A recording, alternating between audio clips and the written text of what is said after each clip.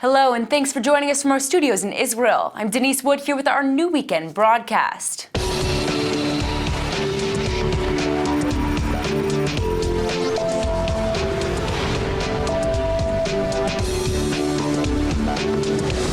If you've ever built your own website, you've probably heard of the Israeli company Wix, which is an incredibly successful do-it-yourself platform to build websites. Well, Wix is now taking it one step further and has announced that it will start using artificial intelligence to make its platform even more user-friendly. Wix currently has over 86 million users worldwide and is known for having an easy-to-use platform that lets users design their own site without using code or HTML.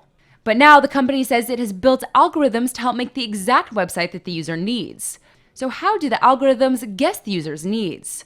The company says it will now start asking users a few simple questions about the type of website they want to build, which will help the platform combine its content creating abilities with what it thinks the user wants, to make a website in a matter of minutes. For those of you who don't know, artificial intelligence refers to technology that can learn or make problem-solving decisions, which is exactly what Wix is trying to do. Making a website requires a lot of decisions and creativity, even if you have the technology to build it. Now, Wix is trying to figure out what the users want so they can create it without the user having to make all of the design decisions about elements like font size and text placement. Wix's new program will even help locate relevant content that the user might want from around the web to make the website as unique as possible. The company says the new artificial intelligence product will gradually become available to users over the next few months. And it looks like website building is about to get a lot easier. The majority of Jews from Ethiopia have moved to Israel, but some of their community is still in Ethiopia, and many of them want to come to the Holy Land. Times of Israel reporter Melanie Lidman has spent a lot of time with the Ethiopian Jewish community and told ILTV's Steve Leibovitz about how they're staying committed to Judaism and the Jewish homeland. Well, this was a really interesting Passover to be in Ethiopia. In 2013, the Jewish Agency announced that all of the Ethiopian Jews had made Aliyah and that there were no Jews left in Ethiopia. And that's not quite true. There are still approximately 9,000 people that identify as Jewish. Not Falashmora. They are Falashmora. They identify as Jewish now. They follow all of the Jewish traditions. There is a rabbi in Haifa who comes and gives some halachic guidance every few months, and they have a synagogue. They pray 3 times a day.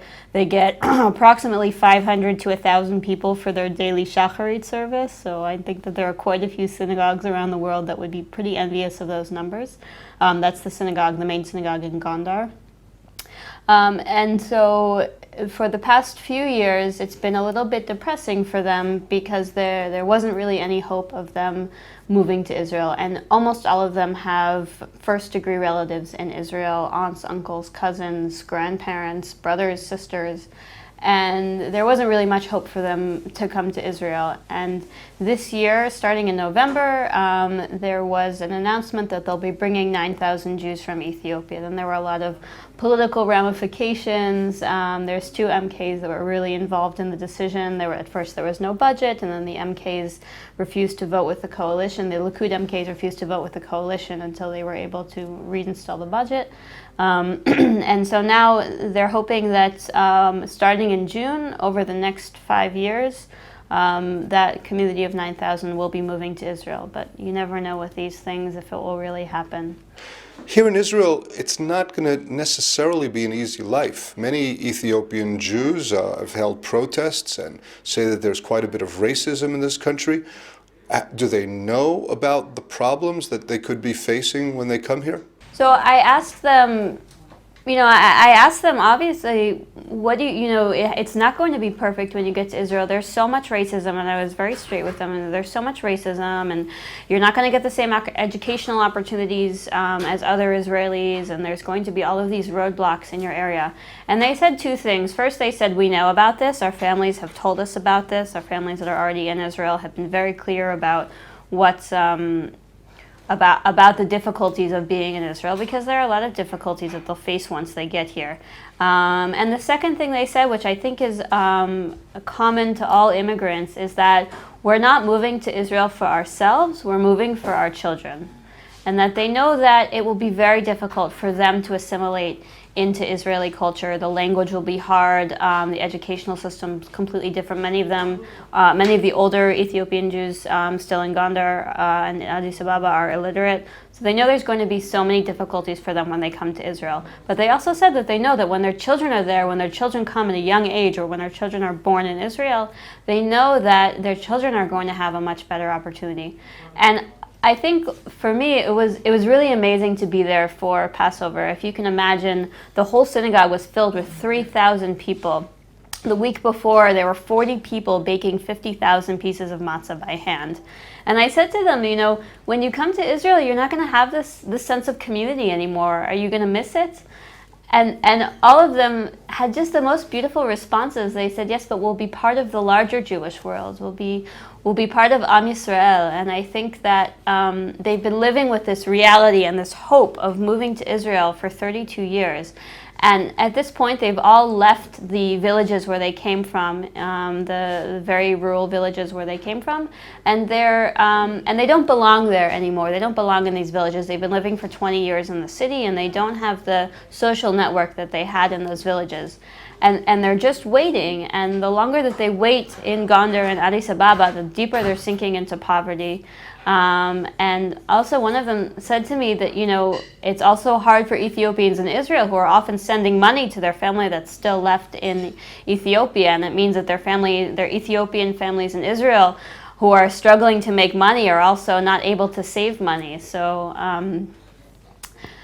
I'm really grateful that I had the opportunity to be there for Passover. And it was really meaningful to hear them say at the end, next year in Jerusalem.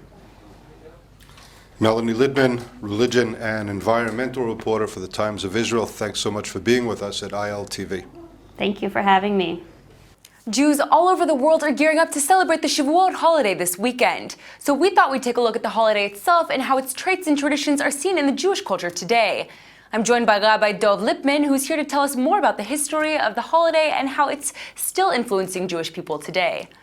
Thanks so much for coming in. It's great to be here. Now, first of all, for those who don't know what Shavuot is, can you give us a little explanation? If you look at the Bible, it seems to be purely an agricultural holiday. It talks about the time when the crops have grown, the fields are all full, and now we start harvesting them, which is a great celebration, and we give thanks to God for that bounty.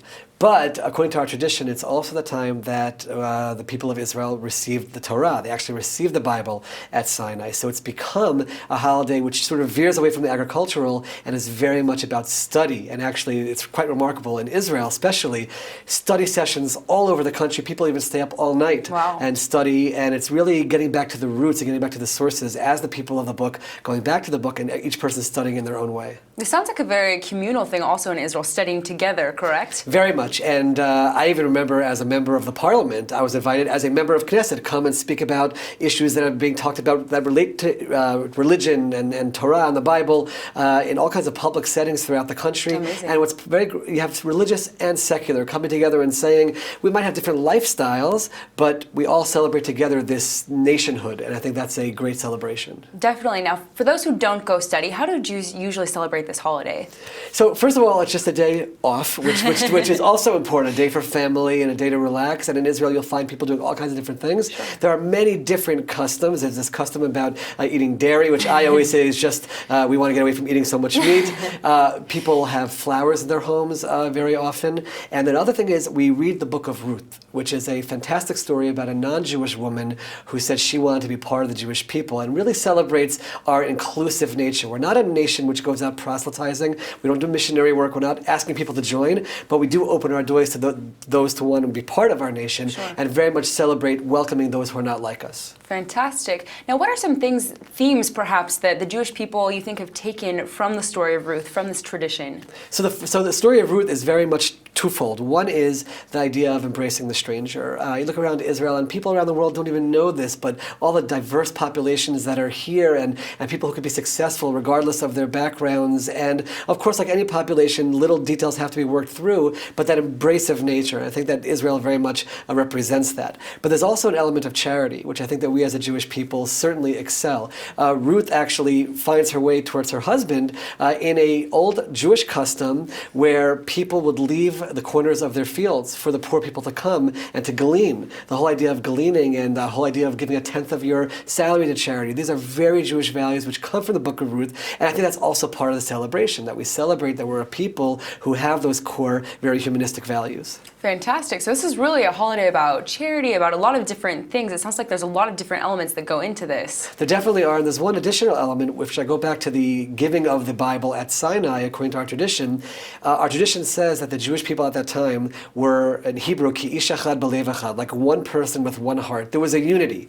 Unity doesn't mean that we were all the same. We had different tribes with different flags and different missions, but we recognize that we ultimately have to be one nation. And I think that's something which we have to celebrate and work on during this holiday as well, to say we might be different, but at its core, we're one people, and we ultimately only have each other, and that's part of the celebration as well. Definitely. Now, final question. We've been talking about how Jews in general celebrate this holiday. Do you think there's a difference between how Israelis celebrate the holiday and Jews in the rest of the world?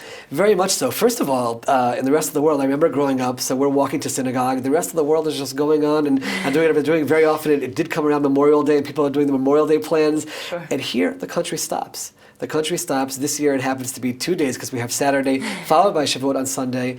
And there's a celebratory atmosphere everywhere you go. You watch the news, people will say Happy Shavuot. You look at the newspapers, they'll have their magazine for Shavuot. Is this a country coming together to celebrate? And that automatically makes a difference than celebrating in the diaspora. Well, it sounds like it really helps with the unity theme as well. Everyone's kind of brought together by the shared calendar, also a day off work and all of those Very elements. much a shared calendar, the shared values, reminding us that even if we have our differences, those core values do unite us. Fantastic. Well, thank you so much for coming in today, and happy Shavuot. Happy Shavuot to you and to everyone who's watching. Thank you. Thank you.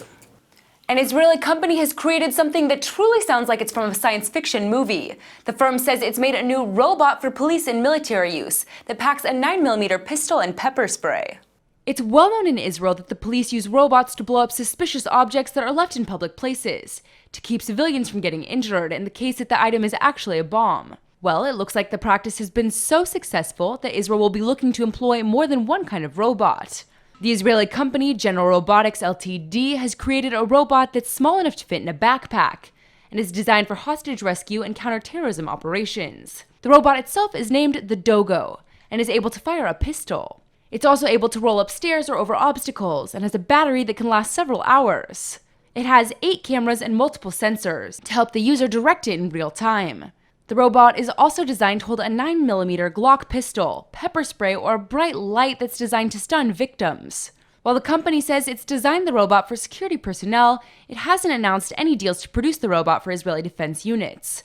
But it looks like that might just be a matter of time, since Israel's defense ministry and police counterterrorism unit already gave input on how the robot should be designed. Either way, it looks like the robot has a bright future. And the company says they made it so that Israeli security forces can risk the robot in crisis situations, instead of risking the lives of their personnel. There are events taking place all over Israel to mark the Shavuot holiday.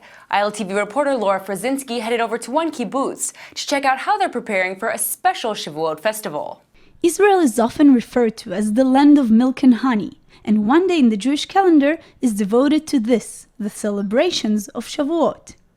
The name Shavuot stands for the 7 weeks before God gave the nation the Torah, but it's mainly known as Chag HaKatzil, or the Festival of Reaping, the concluding festival of the grain harvest and the celebrations of the various goods the land of Israel is praised with. The State of Israel was established as an agricultural society, and the ancient customs of green celebration of Shavuot became a well-known Israeli practice. Kibbutzim are a living proof of it. Kibbutz is the place to celebrate Shavuot. And Kibbutz Ein Shemel is even more special. We are now in the middle of the preparation for Shavuot holiday in the old courtyard museum of Kibbutz Ein Shemer. We are standing in the middle of the historical kibbutz courtyard. That today this courtyard is a museum that tells the story about all the kibbutzim in Israel. Every year, the kibbutz puts together an agricultural celebration for families from all over Israel. We invite all the Israeli people to celebrate with us. We have a tractor tour in the kibbutz. We have a pedaling zoo. We have baking bread in the old bakery. We have tours in the historical museum. We have arts and craft. Celebrating Shavuot in the kibbutz became an educational value as well. The young people who grow now in Israel in this day, it's very, very important to them to understand why we so connect with this land, with Israeli land, and what their parents and grandparents did for them. And we also got a warm invitation.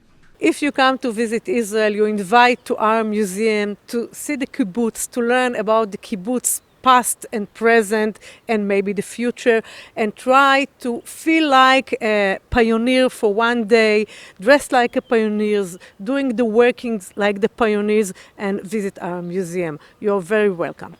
To feel like a true Israeli in the 50s, yes? A real kibbutznik Israeli in there. A real kibbutznik. This holiday, if you want the full agricultural experience, make sure you check out Kibbutz Ein Shemel. This is Lara Frzinski and ILTV team wishing you Chag Shavuot Sameach. All right, everybody, that's it for today's show. Remember to sign up for our daily newsletter at iltv.tv. And don't forget to check out our morning update on Monday at 8 a.m. Eastern Time. Thanks for watching, and Chag Shavuot Sameach.